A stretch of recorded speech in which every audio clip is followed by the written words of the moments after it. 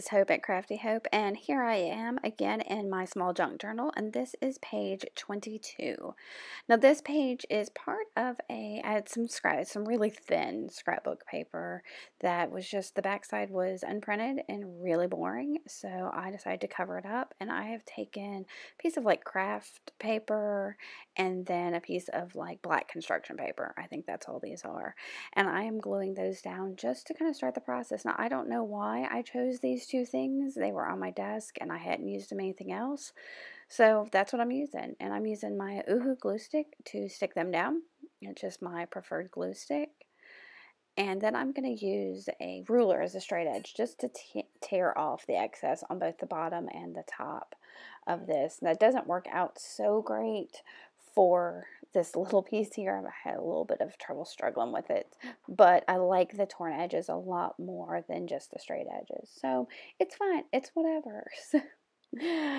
And I get all that down, and then I'm just going to start playing. I don't think I had much of a plan for this. I think I did have one little element that becomes kind of my focal in here pulled aside, but that was it. I didn't know what I was going to do with it.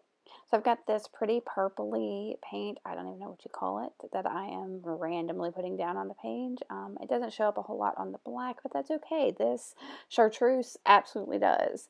So I am going to take it and a flat paintbrush and just make some little dashes with it. Again, that shows up really well on that black.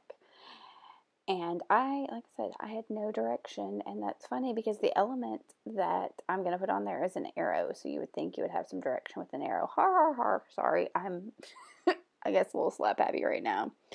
So rather than drawing at those little dashes, I just pressed a piece of paper down and just to pick up some of the extra paint. And then that is some of the Distress Spray in, I think that's Picket Fence is what the white's called. And it kind of splurted there for that. Yes, very technical term, splurted. Yeah, I got it everywhere you see. So I'm having to swap up my underpaper even. So, and then that's some Lindy's spray, and I can't remember the name of that color. I love it. It is a teal, and I can't remember what it like. I don't know. I don't even want to guess because some kind of beautiful teal.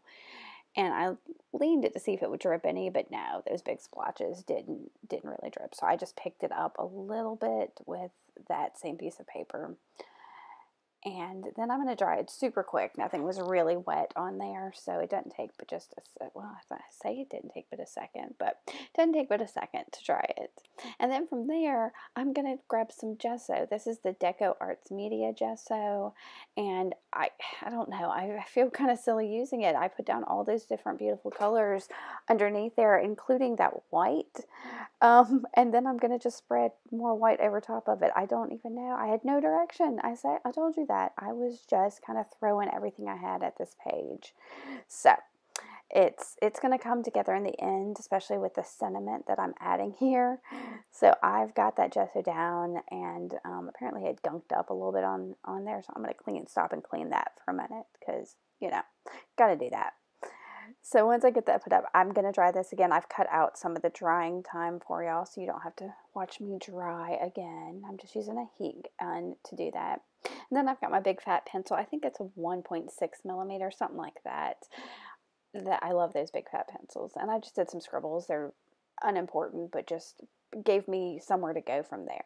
And then would you look at that, I have grabbed another one of those Portfolio oil pastels. These are water soluble, so I'm going to take my wet paintbrush here in a second and just kind of let that color bleed a little bit on top of that gesso. I'm trying to clean it a little bit, and then I'm going to spread that around just a little bit. You can see the lines blur a little bit there, which is nice. It's a pretty blue on there. And you can still see some of what I've got underneath peeking out. That purple and that chartreuse definitely are showing up some.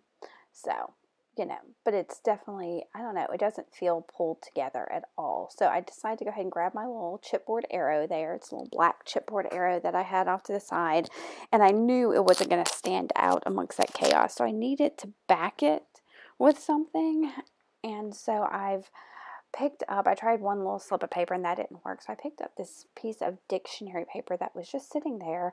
And what I love about that is the part that's actually the part there that's going to actually show has the word salvage on it. And that is one of my favorite words because I love to salvage old things and turn them into something new and amazing. Now here's another part I clipped out. I clipped out like a whole minute of me flipping through that Tim Holtz Chit Chat sticker book, trying to find just the right phrase for me. I was looking for something that had more of a directional, phrase, but I couldn't. So I found one that says, embrace beautiful chaos, which really does work with that chaotic background. So I glued down my dictionary paper with my glue stick, but then I'm using gel medium to glue down my arrow. Now, I don't know why I used the palette knife. That's not my usual jam, and I probably won't use it again. It was super messy for that little tiny arrow. I see I'm wiping up gel medium off of it, so I'd probably use a paintbrush next time. And my phrase is too big for where I want to put it, so I'm just clipping it down. And again, it just says, embrace beautiful chaos, because that's how I felt this page was. And the arrow is pointing up to kind of remind you to like look up and feel positive. I guess, I mean, that's how I was interpreting it. That's my own little jam. That's what's cool about art journals, that everything gets interpreted in your own way. So once I got that down, I grabbed this. Y'all, I cannot have the hardest time saying this. It's like Molotov or Molotow or something acrylic paint pen, and this is one I picked up at Hobby Lobby on clearance. It's from like a neon set, and I had the hardest time getting it started. I'm shaking it, and I couldn't get the little, I think there's a little ball in there. Couldn't get it to move around. Couldn't get the color to come out, but I wanted that neon to go around my phrase there, just to kind of, I don't know, echo that chartreuse that's in the background a little, and bring it all kind of together. And I ended up getting some of the color on there, but it's not super prominent like I had hoped. But anyway, and then I cleaned it off and decided I was done.